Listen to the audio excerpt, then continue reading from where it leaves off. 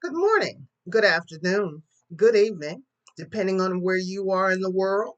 My name is Carrolet Thomas, and welcome to my channel. Thank you to those of you who have subscribed to my channel. And if you haven't subscribed to my channel yet, please do. It's free. It doesn't cost you anything. Today's message is the heat is on. This is a prophetic word and prophetic warning from God. There is a lot going on in the world right now, and a lot going on in our personal worlds right now, whether people realize it or not. And God is saying the heat is on. To be clear, let's look at what the heat is on means. The heat is on means a situation has become highly intense, critical, or pressured, often implying urgent demands, increased scrutiny, or the start of a difficult period. It signifies that time is running out or that intense effort is required to achieve a goal, often used in context of deadlines, police investigations, or high stakes competition. Usage examples: deadlines, pressure. With only months to go before the deadline, the heat is on. Performance, sports. The heat was on the athletes as they vied for the championship title. Scrutiny, investigation. After the scandal broke, the heat was on the CEO to resign. Turning up pressure. The company has turned up the heat on its employees to finish the job quickly. Synonyms and related phrases. The pressure is building, mounting. The clock is ticking. Things are heating up. Under the gun. The race is on. A crisis is brewing. Origin. The idiom is believed to have originated in the United States in the early 20th century, likely stemming from the idea of increased intensity or pressure in a heated situation. It is also commonly used in slang to mean that law enforcement is actively pursuing someone. The thing about the heat is on is oftentimes people are more reactive than they are proactive. This causes a lot of uncertainty, unnecessary stress, unexpected surprises, unplanned for situations, etc., that a lot of times could have been avoided had people just obeyed God to begin with. Let's look at some biblical examples where the heat is on and the responses and the outcomes. First, Moses, the Israelites, and the Egyptians. The heat in the Exodus story involved intense, escalating pressure. The Israelites endured brutal bondage in Egypt's iron furnace, leading to Moses challenging Pharaoh with supernatural plagues. It culminated in the ultimate high pressure confrontation at the Red Sea, where the Egyptians pursued the Israelites only to be destroyed by God through water. Key aspects of the heat and conflict: the bondage, iron furnace. The Egyptians made life bitter for the Israelites, forcing them to work in mortar and brick with intense rigor. This pressure was designed to break their spirits, but instead it forged them, preparing them for their eventual freedom. The showdown, plagues. Moses was reluctant to confront Pharaoh, but God used him to demand freedom, triggering a series of 10 devastating plagues that placed the heat on the Egyptian economy and populace. The pursuit, Red Sea. After releasing the Israelites, Pharaoh changed his mind, pursuing them with his army.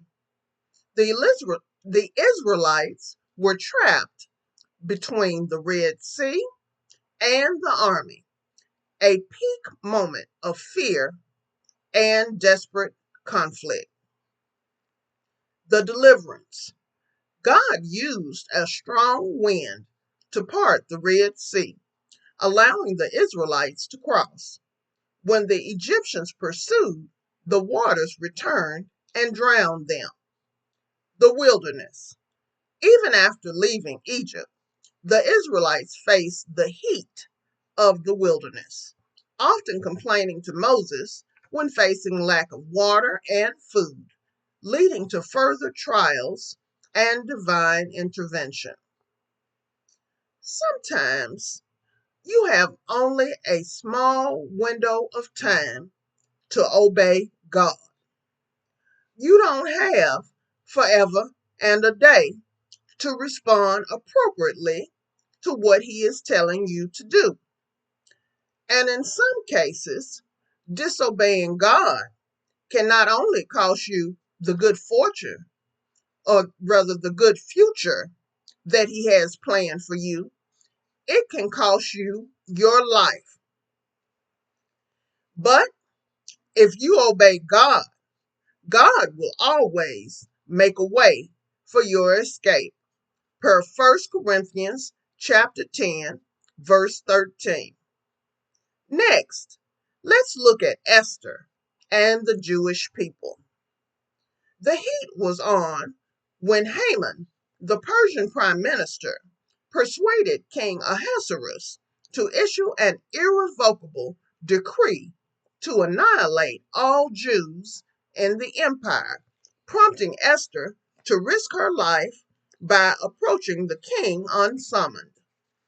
She, along with the Jewish people, fasted and prayed for 3 days before she intervened to turn the tide.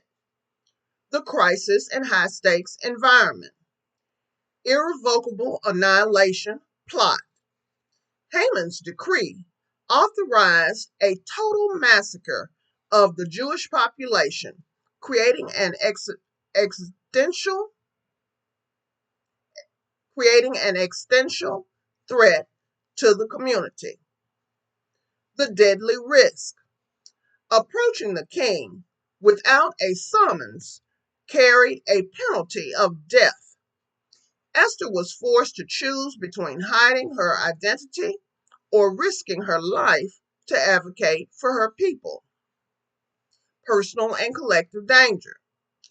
The situation created intense fear and consequently prompted fasting and prayer for 3 days to seek divine intervention.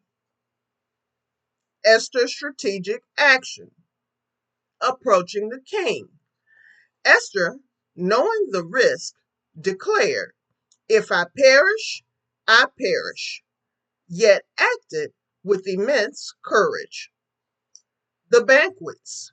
Instead of immediately requesting help, she strategically invited the king and Haman to 2 banquets to gain favor. Exposing the threat. During the second banquet, she revealed her Jewish identity and identified Haman as the villain plotting to destroy her. The resolution. Haman's downfall. King Ahasuerus, enraged, ordered Haman to be executed on the very gallows he had prepared for Mordecai. Self-defense decree. Because Persian laws could not be revoked, Esther and Mordecai secured a new decree empowering the Jews to defend themselves, reversing the danger and transforming the empire's climate. When God tells us to do something and or not to do something, it is not only for our good, it is for the greater good. And we need to obey Him in word and in deed, in spirit and in truth, without debate and without delay. God does not need us to understand what he is doing, nor does he need our approval. God is God. Today, we are experiencing a lot of setbacks due to choices that either we have made and or choices that were made by others. And we are all having to live with the outcome of those choices. Prophets, myself included, have been warning people to prepare, that times were coming when things would be hard and times would get harder. And for the most part, people did not listen. Some of them did not believe us, and some of them did not heed the warning because of just outright disobedience to God and to his prophets. Well, the chickens have come home to roost, and the heat is on. Many people have lost jobs and are losing jobs. Policies of all kinds are changing, and they do not benefit the poor, the marginalized, and minorities. There is inflation of prices for food and gas and housing, and little to no relief for the burdened or rest for the weary. Oftentimes, negative situations can be avoided by just doing the right thing, by recognizing the signs, by reflecting on history and experience, by listening to wisdom, by using wisdom, by seeking wise counsel, by just obeying God. When people become too wise in their own eyes, whether through higher education attainment of doctorate and professional degrees, whether it is through their curriculum vitae, whether it is through their professional, personal, and social networks, whether it is through who they know and or who knows them, whether it is through their titles and or positions, whether it is through their awards, honors, and honorariums, whether it is through their socioeconomic class and or their financial portfolio. That is dangerous and usually leads to loss, guilt, and regrets. And sometimes it is of a lifetime. And sometimes it costs one their livelihood and or their life. The Bible strongly warns against being wise in your own eyes, viewing it as a form of arrogant self-deception and folly, often linked to pride and a rejection of God's wisdom. Scriptures, particularly Proverbs, urge humility, advising people to fear the Lord, depart from evil, and seek counsel rather than relying on their own understanding. Key biblical insights regarding this attitude include the command: do not be wise in your own eyes. Fear the Lord and depart from evil. And that's Proverbs chapter 3, verse 7. A fool's trait. The Bible states that a fool's way is right in their own eyes, and that's Proverbs chapter 12, verse 15. And that they are wiser in their own eyes than 7 men who can answer sensibly. And that's Proverbs chapter 26, verse 16. The consequence. There is more hope for a fool than for him. And that's Proverbs chapter 26, verse 12. Divine pronouncement.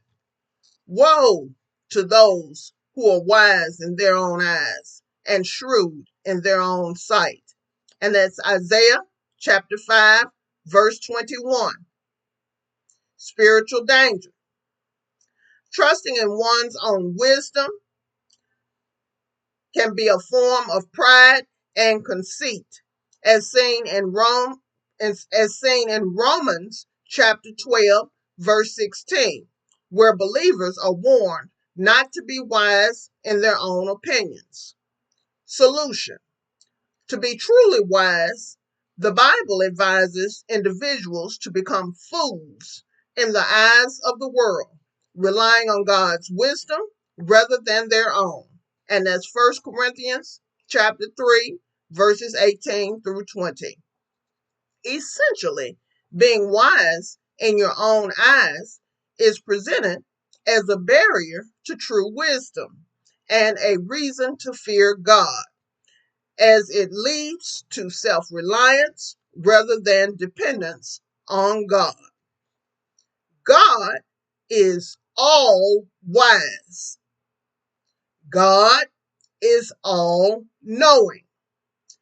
God only needs us to trust him and obey him with everything and with everybody. I will end this prophetic word and prophetic warning with a little story that I remember reading about the danger of not recognizing when the heat is on. There's a story people tell about a frog dropped in a pot of water. If the water is boiling, the frog will save itself by jumping right out of the pot. But if the frog is put into a pot of room temperature water, and then the water is slowly brought to the boiling point, the frog will stay in the water until it dies. The story is used as a metaphor for a situation in which a person does not recognize how bad something is getting until it is too late. God is saying to us today, the heat is on. I hope and pray that this message has been a blessing to you. Please like, share, comment, and subscribe. Thank you for listening and supporting my YouTube channel. God bless you and just be happy.